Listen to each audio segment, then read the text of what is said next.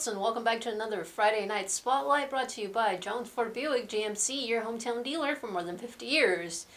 We are officially at the halfway mark for the rest of our Pinal County schools, the 4A and 5A schools, and 3A, 2, and 2A are pretty much nearing the end, but nevertheless, we are still bringing you guys a game of the week every week. That's no different, and this week it is Florence hosting Mesa Eastmark. Now, I think this is pretty much the game to decide who comes out on top in this 3A Central region. David, what are you expecting from this matchup? Well, yeah, I think it's safe to say that going into this season, we didn't really expect Florence to go out to an undefeated start, and I think that's fair to say because this team, against other teams in 3A, they're not really the ones that we look to, that we thought that would be, in this position, but they are, and give them credit. They've done a really amazing job this year so far, and I think it could continue. But like you mentioned, against Eastmark is one of the best opponents they're going to face in a while. So Eastmark is definitely going to come out there looking to win. And like I said, they're one of the bigger surprises of the season so far, and it's a tough matchup against Eastmark. But and they got big games to finish out the rest of the season as well. Where they got A-Lane Ironwood coming up towards the end of the season. They have Santan Foothills who have done pretty well. So this team is definitely expected to perform well. But I think Eastmark has a little bit of an edge there just for being known as a well-rounded team, and they face a lot more I think tougher opponents so far this season. So Eastmark is definitely going to come in and try and stop the momentum of Florence, but don't be surprised if Florence puts up a good fight. I'm going to take Eastmark in this one, but I still expect Florence to finish out the season strong and possibly be a playoff contender for 3A. So, just looking at these teams, Florence is currently undefeated. They're 6-0, and they are ranked 7th in the first AIA Power Rankings that came out last week. Eastmark is ranked number 2, and they're 5-1. That one loss was a 1-point loss to the number 1 team in Thatcher, where they lost 31-30. It's going to be pretty tough for Florence, honestly. This is a team,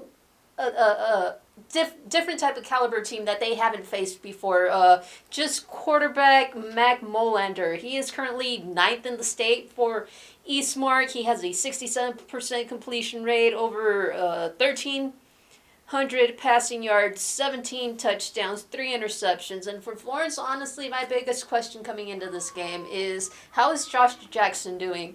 They were on a bye last week, which was good for them, but the week before that they went up to Chino Valley and Jackson wasn't available because the week before that, when they played against Coolidge, he went out with an apparent concussion. So that's the biggest question here. Against Chino Valley, Florence got the job done. It was all because of Logan Stenson, the sophomore quarterback. He got the job done with his arms, 301 passing yards, 4 touchdowns. To try to defeat Eastmark or even be somewhat on the same level, they really need everybody. It's going to be an all-hands-on-deck type of situation, and they're going to need Jackson, they're going to need Stenson, and they're going to need Day Neal, both offensively and defensively. I've said it before, this kid has fantastic vision and great hands as a wide receiver and as a quarterback. And like Molander, only 3 interceptions so far this season, but hey, Florence is capable of getting those picks and making opponents pay.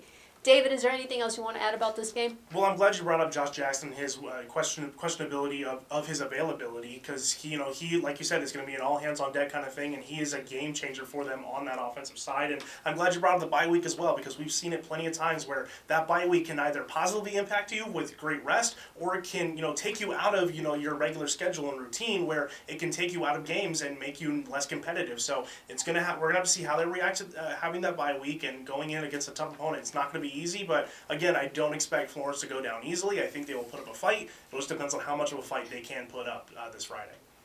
All right, now for our next portion, it's going to be a bit differently this week. We are not going to give you guys our extra games to watch. As I mentioned, we're pretty much at the halfway mark all around. So we're going to give you guys the good, the bad, and the not so pretty as far as surprises and everything goes for this season. We mentioned them already in Florence, but David, who else has surprised you so far? Well, in 3A specifically, we'll just stay there. Like I said, Florence surprised me, but one of the bigger surprises for me as well is Santan Foothills. This team was a team coming off of some tough years with a lot of different coaches coming in. It was a revolving door at times, but the new head coach Mike Carlin has looked to finally set that foundation. I've been saying it a lot now, but it's really true. This team looks really good, and they are so competitive. They love to go go out there and fight. They love to be a scrappy football team, and they're doing just that. They're winning games. They had a huge win against Coolidge last week, who Coolidge is one of our top teams that we were expecting to perform really well, and they go in and they beat them. So it was a great notch for them to be able to kind of have that confidence boost. And with that, one guy I want to mention is Bo Cotherman. He's on the defensive side. He plays D lineman and then O line on the offensive side, and he's just an absolute star. I absolutely love going out there and watching him play because he goes out with 100% effort, and I love his intensity, his work ethic. He is such a great kid, and I think he is such a good leader for this team where they really needed one, and they were looking for a guy like him to kind of lead this team, and he's doing just that. So I'm really liking what St. Anne Foothills is doing. They're going to have to keep it up still. They still have tough games coming up. They beat teams like Coolidge and ALA Ironwood, so expect them to kind of try to keep the ride going and hope for more stuff. And then, like you said, we talked about the good, the bad, and the ugly here. One of the bad I have to point out is Coolidge. I think going into this season, we expected them to be a playoff contender and possibly be a title contender. But now, I don't even think that they can possibly make the playoffs because they've looked a bit rough, and I think it's kind of been tough for them to kind of get things going and kind of stay in their regular routine. So I think Coolidge definitely needs to pick it up right now. They're 3-4 on the year, so something needs to change quick if they want to still have those playoff aspirations in 3A. All right, for me, I'm going to take a look at 4A. One of the surprises for me was Combs. Now, they have a new head coach in Levi Hoagland, and honestly, I didn't really know what to expect from this Coyotes team. Currently, they are sitting at a 3-2 record. They got a pretty big win against 5A Maricopa last week. However, a struggling Maricopa team. They are yet to win a game, currently 0-5. But still, this Combs team looks similar in some aspects to previous Combs teams, but they're also different. One key for them is quarterback Tanner Hale. We've talked about him all season long, and it was a typical Tanner Hale night last week as far as his pass and run game goes, but also defensively. Hunter Clare, we talk about how he's a go-to target offensively for Hale, but he had a stellar week. Stellar game against Maricopa last week with 3 interceptions. Continuing on, looking at Poston Butte and Apache Junction's game next week, it's going to be a big thing here to see who can kind of get the upper hand, but also we can't count out Snowflake. Snowflake is one of the top teams making that jump from 3A to 4A, and they also are currently on a roll. So, it's going to be tough to see which of these 3 teams come out on top, and all 3, they still have to play each other in this region.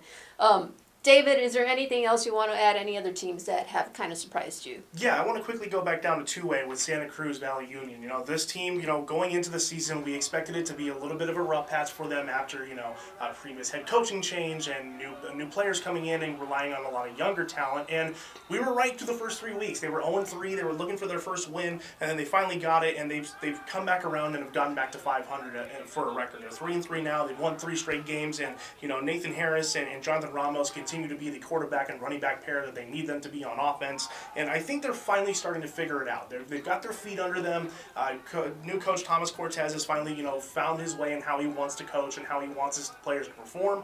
So I think they're in a good footing right now, but it doesn't get any easier from this point on. They still it's region play from here on out. They have Arate Prep coming up this week.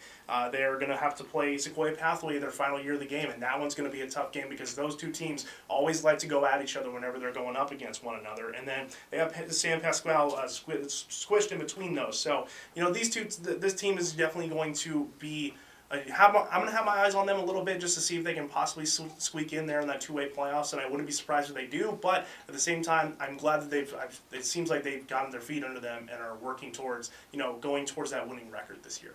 And just real quickly, so we don't leave our other conference out in the 5A, we got to talk about the former champs, defending champs, whatever you want to call them, since they moved up to a conference in Casa Grande Union. We kind of expected this struggle here, once. They're still not officially in region play, but we knew, it was going to be a tough schedule after that Castile game, and it's proven to be that way. Unfortunately for them, they got blanked by Higley last week, and things are still not getting any easier for them. David, what can you say about the Cougars? Well, you basically took the words out of my mouth. I really opened it up with it doesn't get any easier for them at this point on because they still have to face a lot of tough opponents. You're in a bye week this week, but next week they start going up against Campo Verde, who has always been a pretty good program as well, so it doesn't get any easier, like we said, and they've lost 2 straight in the last 2 games, so they're going to have to pick something up, and they're going to have to play up to the competition. And every time that we talk about them, Coach Mark Luna always says we have to stop beating ourselves, and that has always been the calling card for them this year, where penalties mount up, a lot of mistakes mount up, and errors mount up. So they have to make sure that they can eliminate those as much as they can in order to keep themselves in games as well. And one of the big things that I point out is their game against Central. They were down hard, down bad in the first half.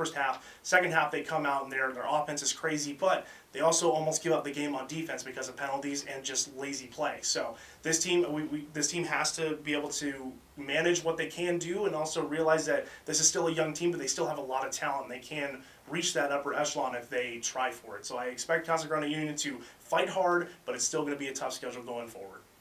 All right, and to wrap everything up, here are our picks for this week. David, do you want to point out anything yet, or are you going to hold off? I am only 2 games back.